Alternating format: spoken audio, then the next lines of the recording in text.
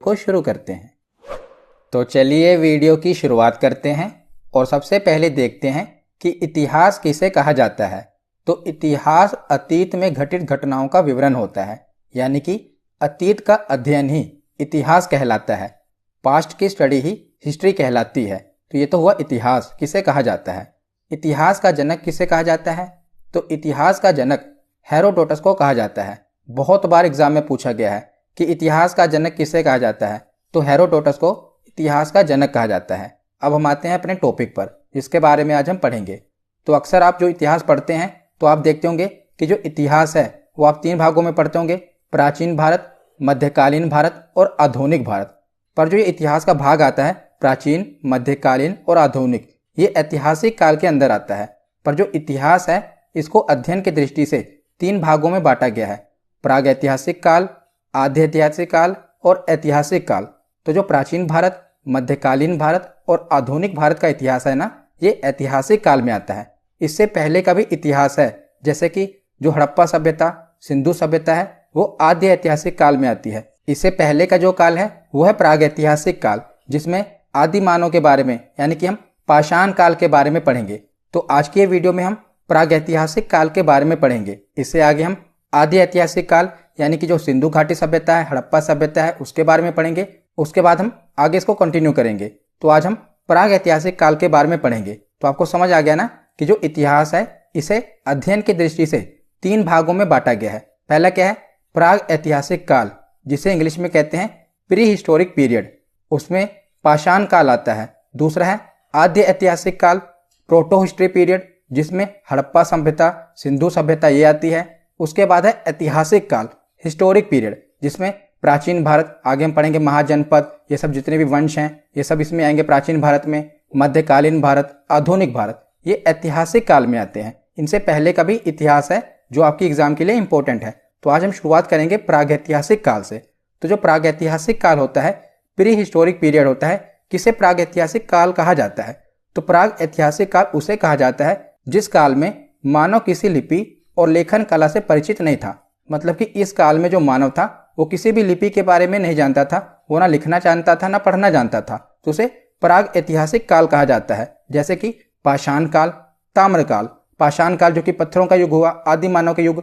ताम्रकाल जब कि तांबे की खोज हुई। तो ये प्राग ऐतिहासिक काल के बारे में आज हम पढ़ेंगे। उसके बाद आता है आद्य ऐतिहासिक काल, प्रोटो हिस्ट्री पीरियड। इसमें क्या है कि लिपि से तो परिचित थे, मतलब कि उस समय के जो मानव थे वो लिपि से तो परिचित थे, पर वो जो लिपि उन्होंने लिखी है ना वो हम पढ़ नहीं सकते। जो कि हम सिंधु घाटी सभ्यता में देखते हैं, उस समय की हमें लिपि मिली है। मतलब कि उस समय वो लोग लिपि से तो परिचित थे, वो अपने आप लिखते तो थे और उस समय के लोग उसको समझते भी होंगे, पर उनकी लिपि को हम नहीं समझ सकते। इसीलिए ये आदि ऐतिहासिक काल कहा जाता है, जिसमें उस समय के मानव लिपि से परिचित थे पर उनकी लिपि को हम समझ नहीं सकते। तो वो हड़प्पा सभ्यता हो गई, सिंधु घाटी सभ्यता होगी। उसके बाद का आता है ऐतिहासिक काल, जिसे कहते हैं हिस्टोरिक पीरियड। इसमें मानव किसी न किसी लिपि से परिचित थे और वो लिपि पढ़ी जा सकती है। मतलब कि इस समय के जो मानव थे वो किसी न किसी लिपि से भी परिचित थे और जो उन्होंने लिखा है उसको हम पढ़ भी सकते हैं। तो इसी को हम ऐतिहासिक काल कहते हैं, जिसमें प्राचीन काल आता है, मध्यकालीन भारत का इतिहास आता है, मुगल वंश ये सब। उसके बाद आधुनिक भारत का इतिहास आता है। ये सब ऐतिहासिक काल में है। तो आशा करता हूं आपको समझ में आ गया होगा ना, इसीलिए मैंने इसे डायग्राम से सब हम आगे देखते हैं। तो ये पूरा डायग्राम हमने समझ लिया। तो प्रागैतिहासिक काल में मानव किसी भी प्रकार की लिपि और लेखन कला से परिचित नहीं थे। तो इसी के बारे में हम पढ़ेंगे। तो मैंने आपको बताया ना कि प्राग ऐतिहासिक काल को 2 भागों में बांटा गया है। मतलब कि इसे भी समझने की दृष्टि से आगे 2 भागों में बांटा गया है, क्योंकि जो प्राग ऐतिहासिक काल है वो बहुत ही लंबी काल अवधि है। तो इसे भी पढ़ने की दृष्टि से आगे 2 भागों में बांटा गया है। पहला है पाषाण काल और दूसरा है ताम्रकाल। तो ताम्रकाल तो बहुत छोटा सा काल है, इसे तो हम आसानी से पढ़ लेंगे। पर जो पाषाण काल है ये बहुत बड़ी काल अवधि है। तो इसे भी आगे समझने की दृष्टि से 3 भागों में बांटा गया है। तो आप कंफ्यूज मत होना। देखिए, इतिहास को समझने की दृष्टि से 3 भागों में बांटा गया है, प्रागैतिहासिक, आधि ऐतिहासिक और ऐतिहासिक। ऐतिहासिक में प्राचीन भारत, मध्यकालीन भारत और आधुनिक भारत आता है। तो जो ये प्राचीन भारत है ना, इसी प्राचीन भारत का इतिहास ही है जो हम पढ़ेंगे। प्रागैतिहासिक काल और आधि ऐतिहासिक काल इसी प्राचीन भारत का इतिहास है। पर ये इतनी लंबी काल अवधि है ना कि इसको समझने की दृष्टि से आगे भागों में बांटा गया है। तो जो प्राचीन काल का इतिहास है, पाषाण काल और ताम्रकाल, ये बहुत बड़ी काल अवधि है। आगे हम देखेंगे कि इसका समय काल बहुत लंबा रहा है। तो पाषाण काल को भी समझने की दृष्टि से तीन भागों में बांटा गया है, पूरा पाषाण काल, मध्य पाषाण काल और नव पाषाण काल। इंग्लिश में है, पूरा पाषाण काल को कहते हैं पैलियोलिथिक पीरियड, मध्य पाषाण काल को मेसोलिथिक पीरियड और नव पाषाण काल को न्योलिथिक पीरियड। तो ये है पाषाण काल। तो अब हम एक एक करके पूरा पाषाण, मध्य पाषाण और नव पाषाण काल के बारे में पढ़ते हैं। तो अब हम आगे देखते हैं। तो अभी हमने जो डायग्राम में समझा ना प्रागैतिहासिक काल, वही मैंने लिखा है कि इस काल में मानव किसी लिपि से परिचित नहीं था। इस कालखंड की जानकारी हमें केवल अवशेषों से मिलती है। उस समय के अवशेषों से ही हमें ये सारी जानकारी मिली है, हमें किसी भी प्रकार की लिपि नहीं मिली है। और अध्ययन की दृष्टि से मैंने आपको बताया कि प्रागैतिहासिक काल को दो खंडों में बांटा गया है, पाषाण काल और ताम्रकाल। और आगे पाषाण काल को अध्ययन की दृष्टि से तीन भागों में बांटा गया है, वो हम आगे देखेंगे। तो जो पाषाण काल है, इसकी खोज किसने की थी? मतलब कि ये था तो पहले, लेकिन खुदाई से पता कब चला था? तो भारत में सर्वप्रथम 1863 ईस्वी में रॉबर्ट ब्रूस फुट ने, किसने? रॉबर्ट ब्रूस फुट ने पाषाण कालीन सभ्यता की खोज की थी। तो ये एग्जाम में भी पूछा गया है कि सर्वप्रथम कब पता चला था? तो 1863 ईस्वी में पता चला था, खुदाई के दौरान। तो भूवैज्ञानिक कौन थे? Robert Bruce foot. ये भूवैज्ञानिक थे जिन्होंने ये पता किया था पाषाण काल के बारे में। उसके बाद एक और चीज याद रखना कि भारतीय पुरातत्व का पिता किसे कहा जाता है? यह भी कई बार एग्जाम में पूछा गया है कि भारतीय पुरातत्व का पिता कौन है? तो सर अलेक्जेंडर कनिंघम। इन्हें भारतीय पुरातत्व का पिता कहा जाता है। इंपॉर्टेंट है, याद रखिएगा। तो हमने देखा प्रागैतिहासिक काल को दो भागों में बांटा गया, पाषाण काल और ताम्रकाल। और जो पाषाण काल है इसे भी आगे तीन भागों में बांटा गया है, पूरा पाषाण काल, मध्य पाषाण काल और नव पाषाण काल। तो अब हम एक एक करके इन तीनों कालों के बारे में पढ़ते हैं। तो सबसे पहले देखते हैं पूरा पाषाण काल, पैलियोलिथिक पीरियड। तो ये इतिहास का सबसे प्रारंभिक समय था। इसकी काल अवधि 20 लाख ईसा पूर्व से 12,000 ईसा पूर्व मानी जाती है। तो देखिए कई किताबों में आप पढ़ेंगे तो जो ये काल अवधि है ये अलग अलग बताई गई है, अलग अलग इतिहासकारों ने इसे अलग अलग बताया। कईयों ने शुरुआत में लिखा है कि अननोन है, मतलब कि पता ही नहीं कब से शुरू हुई और 12,000 ईसा पूर्व तक चली आ रही है। पर ये जो काल अवधि है ये मैंने एनसीईआरटी से उठाई है, मतलब कि ये जो मैंने आपको फैक्ट बताए हैं ये एनसीईआरटी के फैक्ट हैं। और आपसे एग्जाम में डेट नहीं पूछी जाएगी क्योंकि ये इतनी इंपॉर्टेंट नहीं है, पर फिर भी मैंने आपको समझने की दृष्टि से बताया है जो कि एनसीईआरटी में बताया गया है। और अलग अलग किताबों में हो सकता है ये डेट में अंतर मिले, इसीलिए आप डेट पर मत ध्यान देना क्योंकि एग्जाम में पूछी भी नहीं जाएगी। बस आपको समझने की दृष्टि से मैंने बताया है कि ये इतिहास 20 लाख ईसा पूर्व से शुरू हुआ और 12,000 ईसा पूर्व के बीच में जो ये काल अवधि है इसे पूरा पाषाण काल कहा जाता है। और इस समय के मानव को आदि मानव कहा जाता है। तो आज हम आदि मानव से लेकर आधुनिक मानव तक के इतिहास को पढ़ते हैं जो कि आपके लिए इंपॉर्टेंट है। तो इस काल में मानव का जो जीवन था ये अस्थिर था।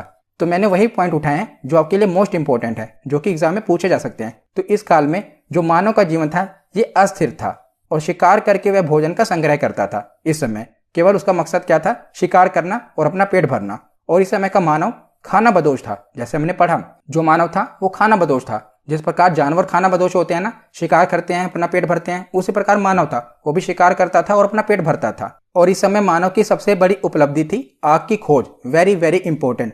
आग की खोज कब हुई थी ये आपसे एग्जाम में पूछा जाएगा। तो आग की खोज हुई थी पूरा पाषाण काल में। कब हुई थी? पूरा पाषाण काल में आग की खोज हुई थी। पैलियोलिथिक पीरियड में आग की खोज हुई थी। और इस समय मानव पत्थर के बड़े बड़े औजारों का इस्तेमाल करता था शिकार करने के लिए, मतलब कि वो बड़े बड़े पत्थरों का इस्तेमाल करता था शिकार करने के लिए। और इसी काल में मनुष्य ने सर्वप्रथम चित्रकारी करना प्रारंभ किया और भीमबेटका की गुफाओं में इस काल के चित्र देखने को मिलते हैं। तो देखिए मानव ने उस समय से चित्रकारी शुरू कर दी। तो टाइम पास करने के लिए वो चित्रकारी करते थे, शिकार कर लिया, भोजन कर लिया, उसके बाद क्या करें? आज की तरह फोन तो होता नहीं था, तो क्या करते थे? वो चित्र बनाते थे। और इन चित्रों के प्रमाण कहां पर देखने को मिले हैं? तो भीमबेटका की गुफाओं में इन चित्रों के प्रमाण देखने को मिले हैं। किसी भी प्रकार की लिपि नहीं थी उस समय, मतलब कि मनुष्य लिखना और पढ़ना नहीं जानता था, पर हाँ पेंटिंग करना जानता था। तो पेंटिंग भी ऐसे ही बनाई गई है कि आदमी है वो जानवरों का शिकार कर रहा है, उन्हें हथियार से मार रहा है। तो इसी प्रकार के चित्र बनाए गए हैं। तो कहां पर इसके प्रमाण मिले हैं? तो भीमबेटका के गुफाओं में, जो कि मध्य प्रदेश है, वहां पर ये शैल चित्र देखने को मिले हैं। वहां पर मनुष्य द्वारा जो चित्रकारी की गई है वो देखने को मिली है। तो पूरा पाषाण काल में हमने क्या क्या पढ़ा? तो इस काल में मानव का जीवन अस्थिर था और इस समय मानव खाना बदोश था, मतलब कि जानवरों की तरह वो भी शिकार करता था और अपना पेट भरता था। और इस समय मानव की सबसे बड़ी उपलब्धि क्या थी? आग की खोज। ये इंपॉर्टेंट है। तो पूरा पाषाण काल में ही आग की खोज हुई थी। उसके बाद हमने पढ़ा कि मानव पत्थर के बड़े बड़े औजारों का इस्तेमाल करता था। और उसके बाद हमने पढ़ा कि भीमबेटका की गुफाओं पर मानव के द्वारा उस समय बनाए गए चित्र देखने को मिले हैं। तो ये सभी इंपॉर्टेंट फैक्ट हैं जो आपको याद रखने हैं। तो पूरा पाषाण काल के बाद देखते हैं मध्य पाषाण काल, मेसोलिथिक पीरियड। तो यह काल पूरा पाषाण काल और नव पाषाण काल के बीच का काल है। यह संक्रमण काल है और इसकी काल अवधि है 12,000 ईसा पूर्व से लेकर 10,000 ईसा पूर्व। ये मैंने आपको एनसीईआरटी के अकॉर्डिंग बताया है। मैंने आपको बताया ना कि आपको डेट पर इतना ध्यान नहीं देना, क्योंकि हो सकता है कि अलग अलग किताबों में अलग अलग दी हो। मैंने आपको एनसीईआरटी के अकॉर्डिंग बताई है, पर एग्जाम में भी नहीं पूछी जाएगी, पर मैंने आपको समझने की दृष्टि से बता दिया कि 12,000 ईसा पूर्व से लेकर जो 10,000 ईसा पूर्व है, इसे मध्य पाषाण काल कहा जाता है। और इस काल में क्या हुआ, तो इस काल में मनुष्य ने पशुपालन करना आरंभ कर दिया। इंपॉर्टेंट है। तो पशुपालन कब आरंभ किया? मध्य पाषाण काल में आरंभ किया। पर विधिवत तरीके से देखा जाए, मतलब कि सही तरीके से देखा जाए, तो आगे इसके बाद वाले समय में नव पाषाण काल में किया। पर शुरुआत मानव ने कर दी थी मध्य पाषाण काल से ही। उन्होंने पशु पालना आरंभ कर दिया था। और मानव द्वारा पाला गया सबसे पहला जानवर कौन सा था? तो वो कुत्ता था। तो मानव द्वारा सबसे पहला जानवर पाला गया कुत्ता था, क्योंकि जो कुत्ता होता है वो मनुष्यों के अकॉर्डिंग अपने आप को ढाल लेता है और काफी वफादार होता है। तो मनुष्यों द्वारा पाला गया सबसे पहला जानवर कौन सा था? तो कुत्ता था। और इस समय मानव ने छोटे और नुकीले हथियारों का प्रयोग करना शुरू कर दिया था। ये मोस्ट इंपोर्टेंट है। क्या? कि इस समय मानव ने छोटे और नुकीले हथियारों का उपयोग करना शुरू कर दिया था। और छोटे हथियारों को माइक्रोलिथ कहा जाता है। तो आपसे एग्जाम में ये पूछा जाएगा, देखिए मध्य पाषाण काल में ही मानव ने छोटे और नुकीले हथियारों का प्रयोग किया, जिसे माइक्रोलिथ कहा जाता है ना। तो इसे माइक्रोलिथ काल भी कहा जाता है। किसे? मध्य पाषाण काल को ही माइक्रोलिथ काल कहा जाता है। तो आपसे परीक्षा में यह पूछा जाता है कि माइक्रोलिथ काल किस युग को कहा जाता है? तो मध्य पाषाण काल को ही माइक्रोलिथ युग कहा जाता है। याद रखिएगा, इंपॉर्टेंट है। इस समय मानव ने क्या किया था? हमने पीछे देखा कि वो बड़े बड़े औजारों का इस्तेमाल कर रहा था, पर आगे चलकर उसने मध्य पाषाण काल में छोटे और नुकीले हथियारों का उपयोग करना शुरू कर दिया। तो हमने मध्य पाषाण काल में क्या क्या पढ़ा कि मनुष्य ने पशुपालन करना आरंभ कर दिया। और सबसे पहले जो उसने पशु पाला था वो कुत्ता था। और हमने देखा कि इस समय मानव ने छोटे और नुकीले हथियारों का प्रयोग करना शुरू कर दिया था, जिसे माइक्रोलिथ कहा जाता है। उसके बाद हम आगे देखते हैं। तो मध्य पाषाण काल के बाद है नव पाषाण काल, नियोलिथिक पीरियड। तो मध्य पाषाण काल के बाद नव पाषाण काल आरंभ होता है और इसकी काल अवधि 10,000 ईसा पूर्व से 3,000 ईसा पूर्व मानी जाती है। और इस काल में मानव ने स्थायी आवास बना लिया और इसी समय मनुष्य ने कृषि करना प्रारंभ कर दिया और साथ में विधिवत पशुपालन भी शुरू कर दिया। तो ये इंपॉर्टेंट है, आप यहाँ पर ध्यान दीजिएगा कि अब मानव ने क्या किया? स्थायी आवास बना लिया। हमने शुरू में पढ़ा था पूरा पाषाण काल में कि उसमें मानव अस्थायी था। तो आपको ये पता चल रहा है कि पहले मानव अस्थायी था, अब स्थायी क्यों हो गया? तो देखिए, तो पहले मानव क्या कर रहा था? पूरा पाषाण काल में वो शिकार कर रहा था। तो उस समय मानव का जो जीवन था वो अस्थिर था, अस्थायी था। क्यों? जो मानव शिकार करता था, तो ऐसा तो है नहीं वो अकेले शिकार करता था, वो कबीलों में, मतलब कि और भी आदि मानव होते थे, कबीलों में शिकार करते थे। तो क्या करते थे? मान लीजिए वो किसी भी जंगल में शिकार कर रहे हैं, तो जब वो जानवरों का शिकार कर रहे हैं तो जानवर भी क्या करते थे? डरने लगते थे। तो जानवर भी जंगल छोड़कर दूसरी जगह जाते थे, तो मानव भी उनकी तलाश में दूसरी जगह जाते थे। तो मानव का जीवन क्या होता था? स्थिर नहीं हो पा रहा था। पर जब उन्होंने कृषि करना शुरू कर दी, हमने पढ़ा ना यहाँ पर कि मनुष्य ने कृषि करना आरंभ कर दिया नव पाषाण काल में। तो जब उसने कृषि करना आरंभ कर दिया, तब कृषि करेगा तो एक जगह से दूसरी जगह तो जाएगा नहीं, उसको स्थिर होना ही पड़ेगा। क्योंकि ऐसा तो है नहीं कि आज उसने बीज बोया और अगले दिन फसल उग गई, उसको इंतजार करना पड़ेगा ना। तब मनुष्य का जीवन क्या हो गया? स्थायी आवास बनाने लगा, क्योंकि उसने कृषि करना आरंभ कर दी। ऐसे आपको लिंक करना है कि मनुष्य ने कृषि करना आरंभ कर दिया नव पाषाण काल में, इसीलिए जो उसका जीवन हो गया वो स्थिर हो गया। अब वो स्थायी आवास बनाकर रहने लगा। अब वो विधिवत पशुपालन भी उसने करना शुरू कर दिया। और पहिए की खोज भी मनुष्य ने नव पाषाण काल में ही की थी। ये इंपॉर्टेंट है। एक हमने पढ़ी आग की खोज, वो कब हुई थी? पूरा पाषाण काल में। और यह है पहिए की खोज, ये कब हुई? नव पाषाण काल में। तो डायरेक्ट एग्जाम में यही प्रश्न पूछे जाते हैं कि बताइए पहिए की खोज कब हुई थी? तो नव पाषाण काल में। अब हमने पढ़ लिया, अब आपको भूलेगा नहीं। तो हमने पूरा पाषाण काल, मध्य पाषाण काल और नव पाषाण काल, इन तीनों के बारे में पढ़ा। अब हम आगे देखते हैं। आगे है ताम्र पाषाण काल, चाल्कोलिथिक पीरियड। तो ये इतना इंपॉर्टेंट नहीं है, बस आप इतना जान लीजिए कि जो नव पाषाण काल था ना, उसी को हम ताम्र पाषाण काल कहते हैं। तो नव पाषाण काल के आखिरी समय में ही ताम्र पाषाण युग की शुरुआत हो गई थी। और इस समय मानव ने क्या किया था? तो जैसा कि नाम से ही क्लियर है, उसने तांबे की खोज कर ली थी, इसीलिए इसे ताम्र पाषाण काल कहा जाता है। तो ये मनुष्य के द्वारा खोजी गई पहली धातु है तांबा। तो इसी समय मनुष्य ने तांबे की खोज कर ली थी। और इस काल में मनुष्य ने पत्थरों के साथ साथ तांबे के उपकरणों का उपयोग भी शुरू कर दिया था। तो मनुष्य पहले पत्थरों के औजार बना रहा था, बाद में जब तांबे की खोज हुई तो उसने अपने औजारों में तांबे का इस्तेमाल करना भी शुरू कर दिया। तो ताम्र पाषाण काल में मनुष्य द्वारा तांबे की खोज कर ली गई। तो हमने प्राग ऐतिहासिक काल के बारे में पढ़ा। अब हम कुछ महत्वपूर्ण तथ्य भी देख लेते हैं। तो सबसे पहले मनुष्य ने कौन सा पालतू जानवर पाला? तो वो कुत्ता है। और सबसे पहले मनुष्य ने कौन सी धातु की खोज की? तो तांबे की खोज सबसे पहले मनुष्य ने की थी और सबसे पहले मनुष्य ने जौ और गेहूं की खेती की, ये भी इंपॉर्टेंट है। तो आगे आप और भी कुछ इंपॉर्टेंट फैक्ट देख लीजिए जो कि डायरेक्ट एग्जाम में पूछे जाते हैं। तो मेहरगढ़ एक जगह है जो कि अब बलूचिस्तान में है। मनुष्य ने सबसे पहली कृषि यहीं पर की थी, तो इंपॉर्टेंट है। मनुष्य ने सबसे पहले कृषि कहाँ की थी, इसके प्रमाण कहाँ पर देखने को मिलते हैं, मेहरगढ़ में, जो कि अब पाकिस्तान के बलूचिस्तान में है। पाकिस्तान का हिस्सा है बलूचिस्तान, वहीं पर सबसे पहले मनुष्य ने कृषि की थी, तो इसके प्रमाण कहाँ मिलते हैं, मेहरगढ़ में, इंपॉर्टेंट है। उसके बाद है बुर्ज होम, जो कि वर्तमान में कश्मीर में है। यहाँ पर मनुष्य जमीन के अंदर गड्ढा बनाकर, जिसे गर्त आवास कहा जाता है, में रहता था और यहाँ पर मनुष्य के साथ कुत्ते को भी दफनाए जाने के प्रमाण मिलते हैं। कहाँ पर, बुर्ज होम में देखने को मिलते हैं। तो बुर्ज होम जो कि कश्मीर में है, तो यहाँ पर ठंड पड़ती थी, तो ठंड में क्या होता था, जो वहाँ के जानवर हैं जैसे कि कुत्ता है, वो गड्ढे बनाकर अंदर गड्ढे में चला जाता था, वहां पर रहता था। तो मनुष्य ने भी क्या किया, आदि मानव ने भी उसको देखा और उसने भी उसी प्रकार ठंडी हवा से बचने के लिए गड्ढे बनाकर उसमें रहने लगा। तो यहाँ पर गर्त आवास देखने को मिलता है बुर्ज होम में, और यहाँ पर मनुष्य के साथ कुत्ते को दफनाए जाने के भी प्रमाण मिले हैं। ये भी एग्जाम में पूछा गया है, इसलिए मैंने कवर किया है। तो गर्त आवास कहाँ देखने को मिले हैं, बुर्ज होम में। क्यों देखने को मिले, मैंने आपको समझा दिया। ठंडी हवाओं से बचने के लिए मनुष्य ने क्या किया, गड्ढे खोदकर उसमें रहना शुरू कर दिया, तो बुर्ज होम में इसके प्रमाण मिले हैं। उसके बाद है कोल ढीवा, जो कि वर्तमान में उत्तर प्रदेश में है। सबसे पहले चावल के प्रमाण यहाँ पर मिले हैं, यानी कि चावल जो अन्न है उसके सबसे पहले प्रमाण कहाँ पर देखने को मिले हैं, कोल ढीवा में देखने को मिले हैं, जो कि वर्तमान में उत्तर प्रदेश में है। उसके बाद है भीमबेटका, ये मैंने आपको बताया ना, गुफाएं मध्य प्रदेश में है। तो भीमबेटका की गुफाओं में मनुष्य द्वारा बनाए गए सबसे पहले शैल चित्रों का प्रमाण देखने को मिला है। तो हमने क्या क्या पढ़ा कि जो मेहरगढ़ है, यहाँ पर मनुष्य ने सबसे पहले कृषि की।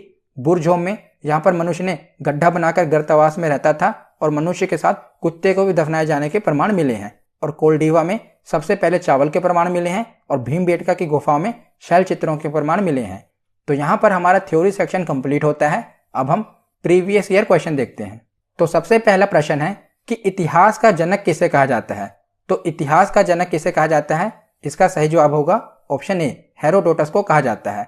अगला प्रश्न है कि भारतीय पुरातत्व का पिता किसे कहा जाता है। तो भारतीय पुरातत्व का पिता कहा जाता है ऑप्शन डी, अलेक्जेंडर कनिंघम को। अगला प्रश्न है कि मानव द्वारा पाला गया प्रथम जानवर कौन सा था। तो मानव द्वारा पाला गया प्रथम जानवर था कुत्ता, ऑप्शन ए इसका सही जवाब है। अगला प्रश्न है कि किस काल को माइक्रोलिथ कहा जाता है। तो मैंने आपको बताया था ना, किस काल को माइक्रोलिथ कहा जाता है, जब मनुष्य ने छोटे छोटे और नुकीले हथियारों का इस्तेमाल करना शुरू कर दिया था। तो ऑप्शन बी, मध्य पाषाण काल को माइक्रोलिथ कहा जाता है। अगला प्रश्न है कि निम्नलिखित में से किस कालखंड में मानव ने सर्वाधिक जीवन बिताया है। तो पूरा पाषाण काल में। तो हमने देखा था कि 20 लाख ईसा पूर्व से लेकर 12,000 ईसा पूर्व तक जो मानव ने जीवन बिताया था, ये पूरा पाषाण काल में था। तो सबसे लंबा जीवन बिताया मानव ने पूरा पाषाण काल में, ऑप्शन ए इसका सही जवाब होगा। अगला प्रश्न है कि मानव द्वारा खोजी गई सबसे पहली धातु कौन सी थी। तो सबसे पहली धातु थी ऑप्शन बी, तांबा थी। अगला प्रश्न है कि सबसे पहले कृषि के प्रमाण कहां पर देखने को मिले हैं।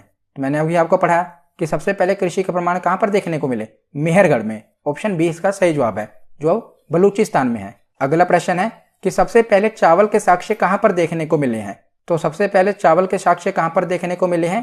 तो ऑप्शन ए, कोलढीवा, जो कि वर्तमान में उत्तर प्रदेश में है, यहां पर देखने को मिले हैं। अगला प्रश्न है कि आग का आविष्कार किस काल में हुआ। तो आग का आविष्कार किस काल में हुआ था। तो ये पूरा पाषाण काल में हुआ था, ऑप्शन ए इसका सही जवाब है। अगला प्रश्न है पहिए का आविष्कार किस काल में हुआ था। तो आग का आविष्कार पूरा पाषाण काल में हुआ था और पहिए का आविष्कार नवपाषाण काल में हुआ था, ऑप्शन बी इसका सही जवाब है। अगला प्रश्न है कि कहां पर मानव गड्ढे खोदकर निवास करता है, इसके प्रमाण कहां पर देखने को मिले हैं।